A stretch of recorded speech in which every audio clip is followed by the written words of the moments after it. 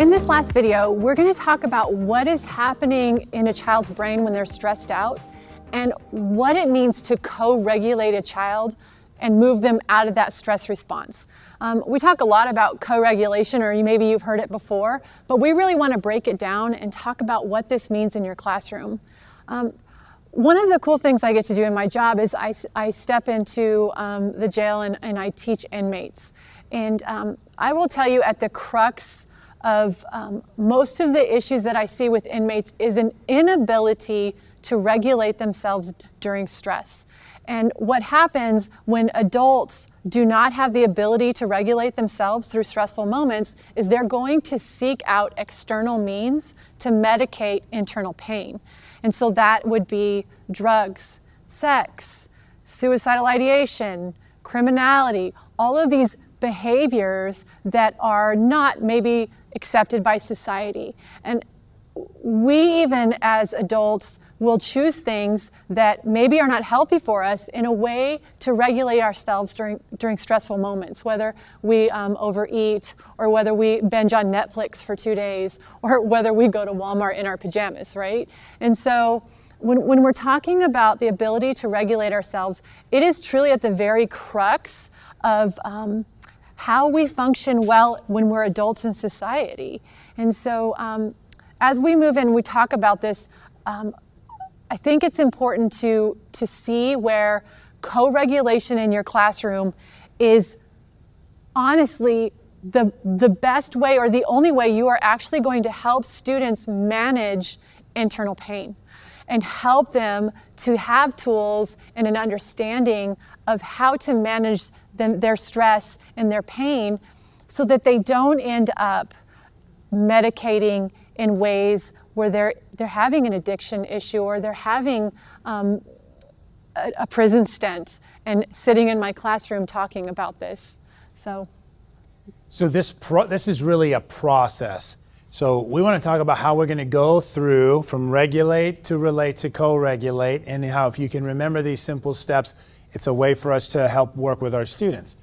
And so when we look at developmental trauma, or sometimes it's called relational trauma, right? It's trauma that is formed in the context of a relationship. And so in relationships, we're damaged, and truly it's in relationships we're healed. And so the number one symptom of relational trauma is, this is like for kids when they're developing, they have this trauma, these things happen, they lose their ability to regulate their affect. And what that means is they can't regulate the intensity or the duration of their emotional response to a stimulus.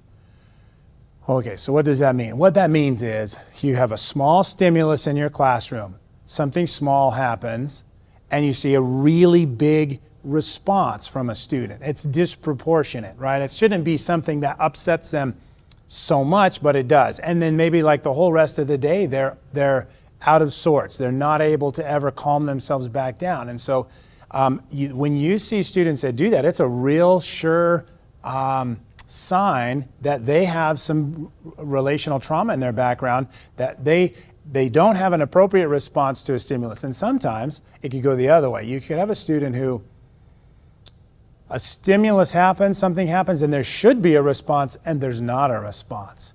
Instead of going, becoming excited, they become depressed. And so we use the terms in another video, hypervigilant and hypovigilant. They go to hypovigilance, and they somebody gets hurt and they don't care. They don't care because they're at that point where they have this inability to regulate this emotional pain. And so I want to talk about the first one here. This is where we are going to talk about regulation. And so when we talk regulate, this could mean a couple different things. The way we want you to take it is that you need to regulate yourself. When you have something happen in your class, you have a student that has a bad behavior, it automatically sets off the alarm system in our brain. It just happens. When we witness someone else doing bad behavior, an alarm goes off in our brain. And so in a classroom setting, students do something inappropriate, throw something across the room, smack another student, whatever it is, we need to, first of all, regulate ourselves. So we need to not have our stress levels going up. We need to stay calm. And so sometimes we have to take a couple minutes to do that. And so what I would do in my classroom, a student would do something or say something, depending on what time in the class period it was, I might say, I need to talk to you about that, and I'm going to do it right after class. So I want you to stay for 2 minutes after class so we can talk. And then I would just continue to teach. But the student would then know that I was serious about that, and then after class they would stay, we would be able to talk. I might do a few different things with younger students, but I would always do it, again, back to what we talked about in another video, in a non-confrontational way, so I don't escalate things. But I want to regulate myself before I have those conversations, because if I'm stressed and I go and talk to a stressed out student, probably going to be a bad interaction. So I might need to just take a few breaths. I might need to say, hey, give me a couple minutes, I'm going to come talk to you. And then you calm yourself down and then you go talk to them. It's a really good strategy. And part of regulating yourself is recognizing what are your ACEs. We talk about, Darren will say, your ACEs are showing. You know, there are triggers that I have because of the ACEs that I have experienced in childhood that are triggered by behaviors in my children or in students. And so it's really important to recognize your own bias and how you process events in kids because of the things that happened or occurred to you early in childhood. And so again, recognize when you're doing relate or regulate, you need to be thinking about your own ACEs as well in order to regulate yourself. So when we're talking about the student that pops off and then the first thing you do is you regulate yourself and you're ready then to go engage and talk to this student and relate to them, to co-regulate, what you need to do in that moment is you need to be thinking about, remember the ABCs and XYZs of teaching? Well, the XYZ is the behavior, right? So say this student punched another student in my class and ripped up his paper and shouted curse words. All right, I've regulated myself, and now I'm going to take part of those moments of regulation to relate to the student.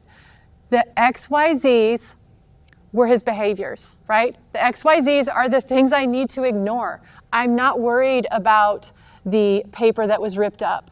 Now, I'm worried about the safety of the students, but all of those behaviors I saw are not what I'm focusing on. I need to think about the ABCs. Why did we end up here? No student comes to your class that day and says, I'm going to be a complete jerk so everyone hates me today. That isn't how students' minds work. And so when you're thinking about it, the relate part is understanding what led up to the XYZ, because that's how you're going to meet the deeper need in your student.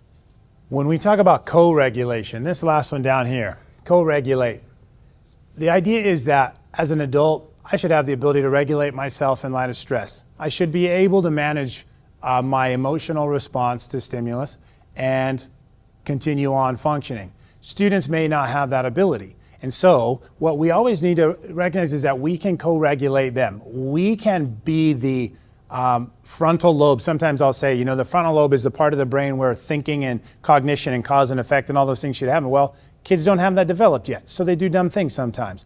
Well, I can serve as the frontal lobe for my students. I can sort of think for them. And in this case, what we're saying is I can help them regulate themselves because they're going to bounce off of me. And so if my stress level goes up, automatically their stress level is going to go up. But if something happens and I can remain calm and I can talk to them in that, you know, nice, calm voice, that's going to tell their brain, okay, he's got everything under control. I can relax a little bit. And so co-regulation is this ability for our students to be calm because they know they have a safe, strong person who is well regulated right next to them, right? So it's this relationship between teacher and student where the teacher, and this happens parents and kids too, and so you would think that maybe by junior high or high school you wouldn't need to do this for students, but students who come from that developmental trauma background, they are probably not emotionally developed as much as they are chronologically. We've mentioned that a few times. And so I may have a 14-year-old that will revert back to acting like a 7-year-old when an emotional thing happens or they get in conflict with a peer. And that's when I need to really recognize that I'm going to be regulating. So I might sit down next to them, I'll talk to them.